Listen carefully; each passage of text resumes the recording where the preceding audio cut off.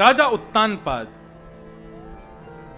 की दो पत्नियां सुनीति और सुरुचि, और इनके दो पुत्र, बड़ी पत्नी के पुत्र ध्रुव, छोटी पत्नी के पुत्र उत्तम। बड़ी पत्नी को बाहर एक कुटिया दे दी, वो वहां रहती है। छोटी पत्नी अपने बेटे के साथ, राजा के साथ रहती है। उत्तानपाद राजा ने अपनी बड़ी पत्नी सुनीति का परित्याग कर दिया। सुनीति के पुत्र हुए ध्रुव। एक दिन ध्रुव अपने सब ग्वाल बालों के साथ में खेल रहे थे, तो ग्वाल बालों ने पूछा, ध्रुव तुम्हारे पिता कौन है? ध्रुव बोले, पिता कौन होता है? बोले, हम सब के जैसे मां हैं वैसे पिता भी हैं, तुम्हारे पिता कौन हैं बताओ। ध्रुव जी महाराज बोले, मैया से पूछ के बताएंगे। आज अपनी मां के पास गए और मां से जाकर के कहने लगे, मां मेरे पिता कौन हैं? आज तक मां ने कभी बताया नहीं ध्रुव को, लेकिन आज मन में सोचने लगी, नहीं बताऊंगी तो ध्रुव को कभी तो पता चलेगा, तो बता देती। माता सुनीति ने दिखाया, बोले, लाला ये जो महल है ना, इसमें जो राजा हैं वही तुम्हारे पिता हैं।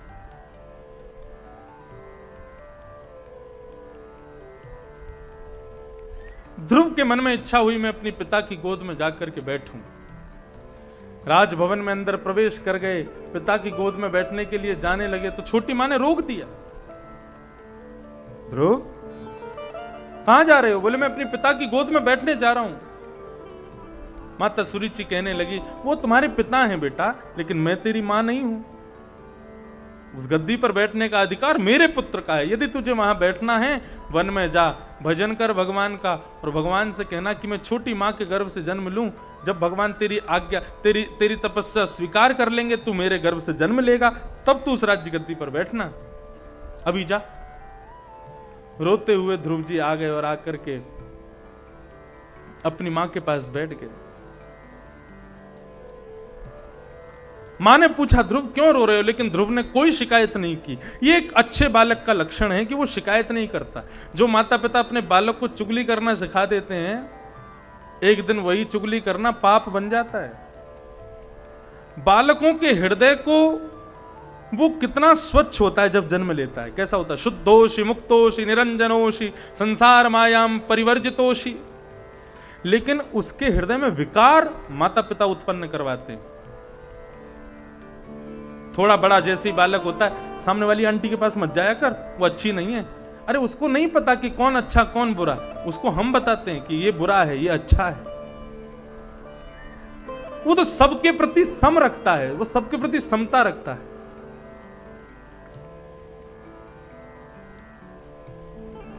हमारे अभिषेक भैया का लाला अभी यहाँ खेल रहा था, कहां गया?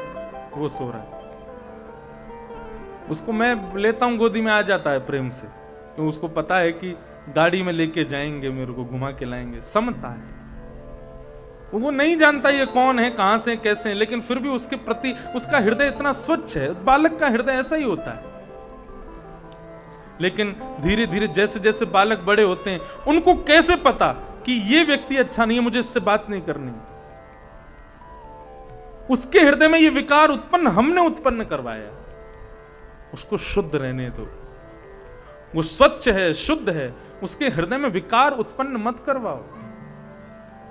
मां चाहे तो पुत्र को कुछ भी बना सकती है। मां चाहे तो कथा वक्ता बना दे, मां चाहे तो संत बना दे, मां चाहे तो डॉक्टर बना दे, मां चाहे तो इंजीनियर बना दे, और मां चाहे तो जेब कतरा डाकू डकैत बना दे। पुत्र को ध्रुव जैसा बनाओ। ध्रुव ने शिकायत नहीं की छोटी मां की। दासी ने आकर के बताया कि इस प्रकार छोटी मां ने आज ध्रुव को डांटा फटकारा आदि आदि जो भी बात, पूरी बात बताई। तो सुनीति ने ध्रुव को गोद में लिया और कहा, बेटा तो छोटी मां की बात से दुखी मत हो। उन्होंने कितना कुछ कहा वो सब तू अपने हृदय से निकाल। केवल इतना याद रख कि उन्होंने कहा वन में जाके भगवान का भजन करो। उसके बाद क्या कहा, उससे पहले क्या कहा, सब भूल जा लाला। बस इतना याद रख, मां ने कहा वन में जाके भगवान का भजन करो, भगवान से मिलो। अरे बेटा वो तेरी छोटी मां नहीं, तेरी गुरु है। मैं तो सत्संग में लेके जाती हूं, लेकिन उसने तो सीधा कहा कि वन में जाके भगवान से मिल लो।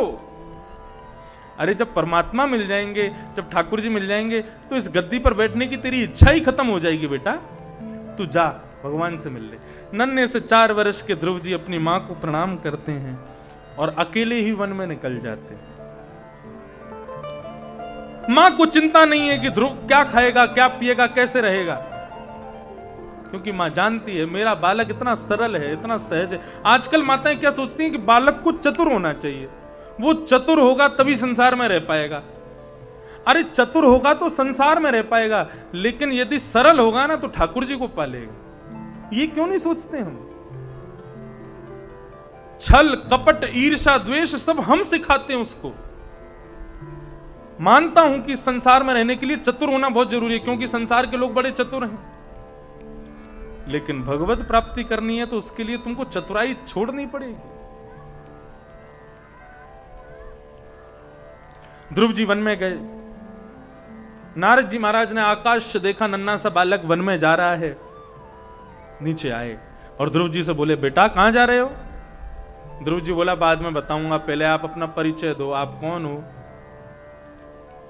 नारद जी बोले, हम नारद हैं। बोले, आप नारद हैं? बोले, हाँ। तो मैं ध्रुव हूं, मैं वन में जा रहा हूं भगवान से मिलने। नारद जी बोले, वन में भगवान नहीं रहते, वन में शेर रहता है, चीता रहता है, वन में भालू रहता है, तेरे जैसे छोटे छोटे बालकों को खा जाता है। वन में भगवान थोड़ी रहते हैं, चल जा, लौट जा अपने घर को। ध्रुव जी बोले, एक बात कहूं, बुरा मत मानना। नारद जी बोले, बोलो। बोले, आप नारद नहीं हो। नारद जी बोले, क्यों? बोले, क्योंकि मेरी मां समझाती है, नारदो देव दर्शन। नारद जी जिसको मिलते हैं ना उसको भगवान से मिलवा के पीछा छोड़ते हैं। आप कैसे नारद जी हो, मेरे को घर जाने के लिए कह रहे हो? आप नारद नहीं हो। यदि आप नारद होते तो मेरा हाथ पकड़ते और मुझको भगवान से मिलवाते। आप नारद नहीं हो, कोई बेलूपिया हो। जैसे ये बात ध्रुव जी से सुनी, नारद जी के नेत्र सजल हो गए। ये बालक कितना सहज है, कितना सरल है। गले से लगा लिया, बेटा मैं तो तुझे वापस करने आया था, लेकिन तेरे भाव ने मुझे आनंदित कर दिया। अच्छा बता, कहां जाएगा, कहां खोजेगा भगवान को? बोले, मुझे नहीं पता, वो कहां मिलेंगे, जब तक नहीं मिलेंगे ढूंढता रहूंगा। तो बोले, कोई तो जगह होगी, कहां ढूंढेगा? बोले, जंगल में, पेड़ों पर ढूंढूंगा, नदियों में ढूंढूंगा, गुफाओं में ढूंढूंगा, कहीं तो मिलेंगे। नारद जी महाराज आनंदित हो गए उसकी इस बात से। बोले, अच्छा बेटा सुनो, मैं तुम्हें एक मंत्र बताता हूं, ज्यादा भटकना नहीं, एक वृक्ष के नीचे बैठ करके इस मंत्र का जाप करना, ठाकुर जी आ जाएंगे। ध्रुव जी बोले, बता दीजिए ना। नारद जी ने मंत्र बताया कि नमो भगवते तुभ्यम वासुदेवाय धीमहि प्रद्युम्नाय अनिरुद्धाय नमः संकर्षणाय च। ओम नमो भगवते वासुदेवाय। बेटा इस मंत्र को लेकर के जाओ और वन में जाकर के ठाकुर जी का खूब यजन करो, खूब भजन करो। ध्रुव जी इस मंत्र को लेकर के, बंधु ये मंत्र क्या है पता है? अपनी कथा में कहा करता हूं मैं, किसी व्यक्ति का फोन नंबर, कितने अंक होते हैं फोन नंबर में? 10। और यदि विदेश फोन करना हो तो 12। 10 नंबर तो फोन के और 2 नंबर विदेश के अंक के।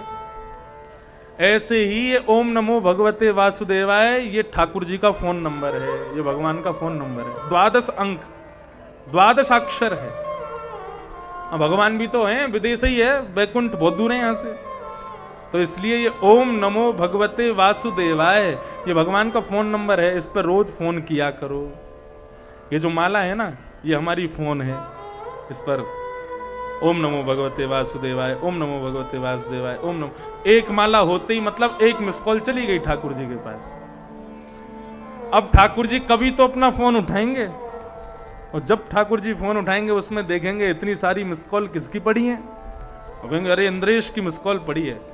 तो क्या पता ठाकुर जी कभी रिवर्ट कॉल कर दें तो। इसलिए भैया रोज इस फोन पर रोज कॉल किया करो। क्या? ओम नमो भगवते वासुदेव। चलते फिरते उठते बैठते सोते खाते पीते जब अवसर पड़े इसको बोलते रहो, बोलते रहो, बोलते रहो। क्या पता किसी दिन नर्मदा जी में एक डुबकी लगाओ। आपकी नर्मदा जी इतनी स्वच्छ हैं। कल मैं स्नान करने गया था, हमारा मन करता हमारी यमुना जी कब ऐसी होंगी। नर्मदा जी में डुबकी लगा के भीतर आंख खोल लो, सब दिखता है दूर दूर तक। डर भी लगता है मगरमच्छ नहीं आ जाए सामने से।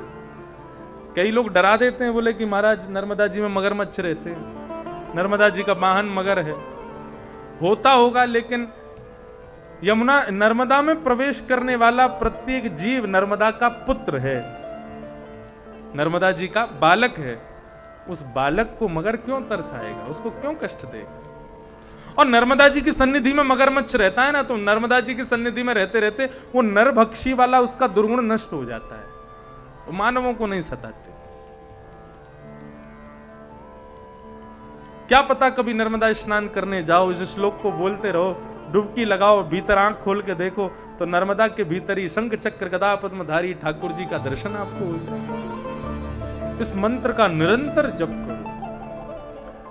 ध्रुव जी ने 5 महीने तक किया, अलग अलग विधियों से इस मंत्र का जाप किया। और 5 महीने बाद जब अपनी श्वास को रोक लिया और बिना श्वास लिए जब ध्रुव जी महाराज इस मंत्र का जाप करने लगे, आकाश में देवता दौड़े दौड़े भगवान के पास गए, बोले प्रभु अपने इस भक्त को दर्शन दो।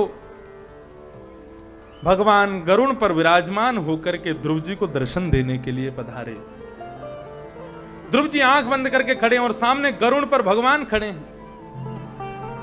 गरुण जी बोले प्रभु ये ध्रुव आंख क्यों नहीं खोल रहा। बोले क्योंकि ये अंतर हृदय में मेरा दर्शन कर रहा है। भगवान ने चुटकी बजाई, जैसे चुटकी बजाई तो ध्रुव जी के हृदय में जो स्वरूप था वो अंतर ध्यान हो गया। और जैसे अंतर ध्यान हुआ ध्रुव जी व्याकुल हो गए। व्याकुल होकर के जैसे नेत्र खोले, नेत्र खोलते ही देखा सामने गरुण के ऊपर शंख चक्र गदा पद्मधारी श्रीमन नारायण सामने खड़े हुए। बोलो भक्तवत्सल भगवान की जय। ध्रुव जी महाराज ठाकुर जी को देख करके आनंदित हो गए। आहा, ध्रुव जी स्तुति गा रहे हैं भगवान की। और ध्रुव जी क्या कह रहे हैं स्तुति में, बहुत सुंदर भाव।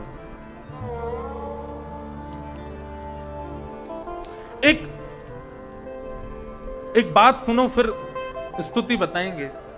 भगवान जैसे ही ध्रुव जी को दिखे तो ध्रुव जी के मन में क्या भावना उत्पन्न हो रही है, शुकाचार्य जी वर्णन कर रहे हैं।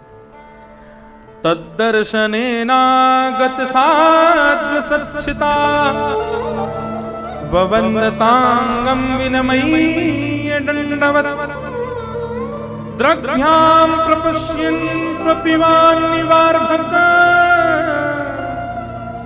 चुम्बन्निवास्येन भुजैरिवाश्लिषन्। जैसे ध्रुव जी ने आंख खोल करके ठाकुर जी को देखा, ध्रुव जी के नेत्रों से आंसू बहने लगे देख करके। इतने सुंदर ठाकुर जी। पहले तो नन्हे से 4 वर्ष के ध्रुव जी ने जमीन पर लेट करके दंडवत प्रणाम किया और दंडवत प्रणाम करके ठाकुर जी को देखने लगे और मन में आंखों से आंसू बह रहे हैं। छोटी सी मुस्कान है ध्रुव जी के मुखमंडल पर और उनके मन में क्या भावना उत्पन्न हो रही है। बोले इतने सुंदर ठाकुर जी हैं। द्रग्भ्याम प्रपश्यन प्रपिवान निवार्भक चुम्बन निवास्येन भुजैर्निवाश्लिषन्। ध्रुव जी के मन में इच्छा प्रकट हो रही है, मैं इनके ऊपर चढ़ जाऊं और इनके ऊपर चढ़ के इनके गालों पर एक चुम्बन करके और इनको अपने गले से लगा लूं। इतने प्यारे लग रहे हैं ठाकुर जी। शुकाचार्य जी इस भाव को इसलिए कह रहे हैं, अरे परीक्षित सावधान हो जाओ। 4 वर्ष के बालक के भीतर ठाकुर जी को आलिंगन करने की, ठाकुर जी के गालों पर ओष्ठ स्पर्श कराने की इच्छा प्रकट हो रही है। यदि नन्हे से 4 वर्ष के बालक के हृदय में यह भाव उत्पन्न हो सकता है तो गोपियों पर होने पर हम लोग संदेह क्यों करते हैं कि गोपियों ने ठाकुर जी से प्रेम किया, गोपियों ने ठाकुर जी के संग रास विहार किया। अरे ये नन्हा सा ध्रुव तो ये भी नहीं जानता कि चुम्बन किसे कहते हैं, ये आलिंगन किसे कहते हैं, स्त्री पुरुष का भेद क्या होता है। लेकिन इसके मन में भी ठाकुर जी के प्रति ये भाव उत्पन्न हो रहे हैं। तो इसका मतलब इस भाव में ये भाव नहीं है कि स्त्री को ही ये भाव आएगा या किसी बड़ी उम्र वाले को ही ये भाव आएगा। ठाकुर जी का स्वरूप ऐसा है कि उनको देख करके किसी का भी मन होगा कि मैं इनको हृदय से लगा लूं, मैं इनसे प्रेम कर लूं। ये ठाकुर जी का स्वरूप है ऐसा। भगवान ध्रुव जी से बोले 4 महीने से इतना गा रहे हो ओम नमो भगवते वासुदेवाय, अब चुप बैठे हो, कुछ बोलो। ध्रुव जी बोले मेरे पास बोलने वाली वाणी नहीं है, छोटा सा बालक हूं, आप कुछ ज्ञान दो तो बोलूं। भगवान ने अपने शंख का स्पर्श कराया। शंख स्पर्श, नन्हे बालक, छोटे छोटे बालकों को रोज मंदिर में लेके जाओ और शंख उठा के उनके गाल से छुआया करो। जब बालक 7 वर्ष का हो जाए, 7 वर्ष के बाद फिर उससे बजवाना सिखाओ और नित्य बालक शंख वादन करे। स्कूल जाने से पहले कुछ नहीं कर पा रहा, कुछ ना करे, बस मंदिर में जाकर के शंख बजा दे। शंख बजावे, शंख बजाने के बाद ठाकुर जी के सन्मुख प्रणाम करे, जूते पहने सीधा स्कूल जाए। भाई इतना ही मात्र कर ले। शंख वादन करने से और नन्हे बालकों के गाल पर शंख स्पर्श कराने से उनका ज्ञान वर्धन होता है, विवेकी बनते हैं बालक। शंख ज्ञान प्रदायक होता है, उसको घर में होना चाहिए। ध्रुव जी महाराज के जैसे गाल से शंख छुपाया ठाकुर जी ने, ध्रुव जी को संपूर्ण वेद वेदांतों का, उपनिषदों का ज्ञान हो गया और ध्रुव जी भगवान की स्तुति गा रहे हैं। नन्हे से ध्रुव जी भगवान से क्या कह रहे हैं? हे प्रभु, भक्ति मुहु प्रवहतां त्वयि मे प्रसंगो भूयानंत महताम अमलाशयाना येनांजसोल वनमुरु व्यसनं भवाब्धिं निश्ये भमद्गुण कथा मृतपानमत। हे प्रभु, मैं आपसे एक वस्तु मांगना चाहता हूं। भगवान बोले मांगो। बोले एक व्यसन लगा दो मुझे। व्यसन समझते हैं? एक लत लगा दो मुझे, एक व्यसन लगा दो। काय का व्यसन? बोले भक्ति मुहु प्रवहताम त्वयि में प्रसंगो। पहला तो आपकी भक्ति करने वालों में मेरी आसक्ति हो जाए, भगवान में आसक्ति हो जाए। ऐसा नहीं कहा ध्रुव जी ने, आपकी भक्ति करने वाले, आपके गुणानुवाद करने वालों में मेरी आसक्ति हो जाए। येनांज सोल वणुमुरु व्यसनम भवाब्धिम, मुझे एक व्यसन लग जाए। कैसा व्यसन? कि जहां कहीं भी आपकी कथा हो, ये ध्रुव वहां पहुंच जाए और आपकी मंगलमयी कथा को सुनकर के उस कथा रूपी सागर में मदमस्त डूबा रहे। बस ऐसी कृपा मुझ पर कर दो। सीधी बात कहें, ध्रुव जी ने भगवान से कहा मुझे आप मत मिलना, मुझे आप नहीं चाहिए। तो फिर क्या चाहिए? बोले आपकी कथा चाहिए। आपकी कथा निरंतर मेरे कानों में पड़ती रहे, मैं निरंतर आपकी कथा रूपी उस नशे में धुत रहूं, उस कथा रूपी सरोवर में डूबा रहूं। प्रभु ऐसी कृपा कर दो। भगवान बोले मुझे नहीं चाहता, मेरी कथा चाहता है। ध्रुव जी बोले मैंने क्योंकि अभी अभी अनुभव किया, आपके दर्शन करते करते करते करते भी आंखें 1-2 बार पलक झपक लेती हैं। यहां पर भी आपके दर्शन में विक्षेप हो रहा है, लेकिन कथा जब कोई सुनाता है तो उस समय नेत्र बंद हो जाते हैं और कान सदा सर्वदा के लिए खुले रहते हैं। और यहां से जो कर्ण रंध्र से कथा प्रवेश करती है, निरंतर जब तक कथा रहती है तब तक कोई विक्षेप नहीं आता, आपका निरंतर दर्शन होता रहता है। इसलिए प्रभु आप नहीं चाहिए, आपकी कथा मुझको चाहिए। ऐसी कृपा मुझ पर कर दो। भगवान ने ध्रुव पर कृपा की। बोलो भक्तवत्सल भगवान की जय।